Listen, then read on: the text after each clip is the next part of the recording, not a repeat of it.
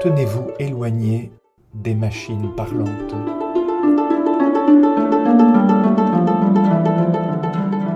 Toute technologie éduque ceux qui l'utilisent, prévient le pape Léon XIV dans sa première lettre encyclique Magnificat Humanitas au numéro 141. Il poursuit « Éduquer à l'utilisation de l'intelligence artificielle implique donc d'éduquer à décider quand et pourquoi ne pas l'utiliser. La rapidité et la facilité avec lesquelles on obtient une réponse ou une synthèse risquent d'éteindre le désir de poser des questions qui ne portent ses fruits qu'avec le temps, poursuit le pape. On peut sincèrement regretter que le texte manque l'occasion d'une plus sévère mise en garde contre les dangers des interactions verbales avec des machines. À la lumière de l'avertissement de l'Épître aux Hébreux, elle est vivante, la parole de Dieu, énergique et plus coupante qu'une épée à deux tranchants. Elle va jusqu'au point de partage de l'âme et de l'esprit. Elle juge des intentions et des pensées du cœur. Pas de créature n'échappe à ses yeux, tout est nu devant elle, soumis à son regard. Nous aurons à lui rendre des comptes. L'encyclique se contente de dire que le risque n'est alors pas tant qu'une personne croit parler à une autre personne, mais qu'elle perde le désir même de rechercher véritablement l'autre. Mais avant cette perte du goût de l'autre, il y a l'illusion de croire parler à une autre personne, ce qui est une tragédie qu'il convient de combattre en priorité. Parler d'agent conversationnel pour désigner une machine est déjà un grave abus de langage. Ces systèmes ne parlent pas, ne parleront jamais au sens humain du terme, et la banalisation de cette expression, largement entretenue par l'industrie des géants du numérique, contribue à nous faire oublier que le langage, nourri par un sujet qui se risque devant un réel qu'il perçoit et assume, demeure le propre de l'être humain. D'un point de vue spirituel, parler à une machine constitue une forme de souillure de l'esprit. En effet, un agent conversationnel produit des phrases plausibles, mais ne parle pas au sens fort où un sujet situé prend la parole pour dire quelque chose de vrai sur un monde qu'il perçoit. Dans la philosophie du langage, une phrase n'est pas seulement une suite de mots bien ordonnés. Elle engage un locuteur, un contexte, un rapport au réel et un critère de vérité. Dire « il pleut » implique qu'une personne, à un endroit donné, se rapporte à un état du monde qui peut être vérifié ou infirmé par la perception ou par des preuves. Deux référentiels se nouent alors, le référentiel du locuteur, son histoire, ses intentions, ses croyances, sa responsabilité dans ce qu'il dit, et le référentiel du réel, la manière dont le monde résiste, contredit ou confirme ce qui est affirmé, en sorte que la parole puisse être vraie ou fausse. La vérité ne se réduit pas à un simple étiquetage vrai-faux, mais à un engagement existentiel du sujet qui parle. Le langage humain porte la vulnérabilité d'un être mortel qui risque quelque chose dans la parole, qui expose sa manière d'habiter le monde, et pour un croyant, qui engage son devenir éternel. Les systèmes de type LLM sont conçus pour produire des séquences linguistiques formées à partir de grandes masses de textes, sans qu'intervienne un sujet parlant au sens humain. Ils apprennent des corrélations statistiques. Pour chaque contexte, ils calculent la suite de mots la plus probable, en fonction de ce qu'ils ont vu dans leurs milliards de données de formation. Il faut rappeler que ces modèles n'ont aucun accès direct au monde. Ils sont entraînés sur des corpus de textes, mais ils ne perçoivent rien du réel, ni ne l'expérimentent. Ils n'ont pas de mémoire autobiographique, pas d'identité narrative, pas de point de vue incarné.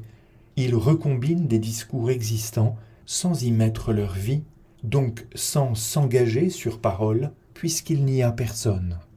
On comprend alors pourquoi le langage machine peut être impressionnant du point de vue de la forme, quant à la cohérence grammaticale, au style, à la continuité thématique, et manquer ce qui constitue le langage au sens fort. Un dire qui vient de quelqu'un s'adresse à quelqu'un d'autre et porte sur un monde commun. Ces machines parlantes n'ont en elles-mêmes aucun critère intrinsèque de vérité. Elles ne jugent pas si une phrase est vraie ou fausse. Elles évaluent si elle est probable, plausible, stylistiquement adéquate au contexte. Elles n'ont pas la structure du jugement humain qui articule une relation à des preuves, à des raisons, à une expérience vécue. Même dans les architectures les plus avancées, elles ne sont pas en prise avec le réel de manière autonome. Elles ne sortent pas vérifiées par elles-mêmes, ne perçoivent pas, n'expérimentent pas. La distinction entre vrai et faux n'est pas inscrite dans l'algorithme. Elle n'est qu'une contrainte externe partiellement approximée. En termes de théorie du langage, cela signifie que les énoncés du modèle ne sont pas des actes de parole, mais des outputs de calcul. Ils n'obéissent pas aux conditions de sincérité, de responsabilité et de véridicité qui caractérisent le discours humain. Si l'on tient la proposition selon laquelle le langage est défini par le référentiel du locuteur et le référentiel du réel, on peut affirmer que l'intelligence artificielle ne satisfait aucune des deux conditions. Il n'y a pas de locuteur au sens fort. Le jeu que l'agent conversationnel emploie est une redoutable convention discursive, non l'expression d'un sujet qui se sait mortel, impliqué, responsable et situé. Les phrases ne manifestent pas une intériorité qui se dévoile, mais un calcul qui assemble des fragments de discours en fonction de leur occurrence. L'emploi du pronom « je » doit être banni, car il s'agit d'un abus psychique. Il n'y a pas de perception du réel. Le modèle ne regarde rien, n'éprouve rien, ne se cogne jamais à la résistance du monde. Il ne fait que calculer le monde à travers les textes qui le décrivent sans pouvoir distinguer lui-même ce qui est pertinent, ce qui est important, ce qui est vécu. En ce sens, il n'a pas de référentiel du réel.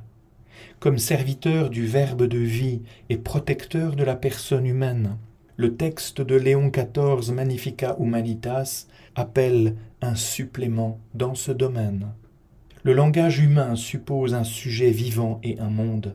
Le langage de l'intelligence artificielle n'est qu'une circulation de signes à l'intérieur d'un espace technique fermé, où ni le sujet ni le monde ne sont effectivement présents. Tant que nous ne distinguons pas clairement ces deux registres, nous risquons de confondre information et vérité, production de textes et discours. Externaliser massivement nos échanges vers des agents conversationnels revient à se priver de l'exercice même par lequel un sujet se constitue comme sujet parlant, responsable de sa parole et capable d'accéder à la vérité dans une mise en jeu de soi. L'agent conversationnel ne peut être garant de la vérité. Il ne peut agir comme locuteur au sens fort de l'éthique ou de la philosophie du langage. Le langage de l'intelligence artificielle reste sans locuteur incarné et sans prise directe sur le réel. Il demeure un simulacre de parole. Dès lors, il n'est pas digne de l'être humain sans trahir sa propre dignité, d'entrer en interaction verbale avec des machines. Mais le pire serait qu'un être humain perde son précieux temps de vie à certifier cette pseudo-parole de machine. La magnifique humanité créée par Dieu n'a jamais été autorisée à entrer en dialogue avec des œuvres de ses mains, fussent-elles sophistiquées. Vous ne mettrez pas dans votre pays des pierres sculptées pour vous prosterner devant elles. Je suis le Seigneur votre Dieu, dit le livre du Lévitique. Les idoles des nations ont une bouche et ne parlent pas, des yeux et ne voient pas.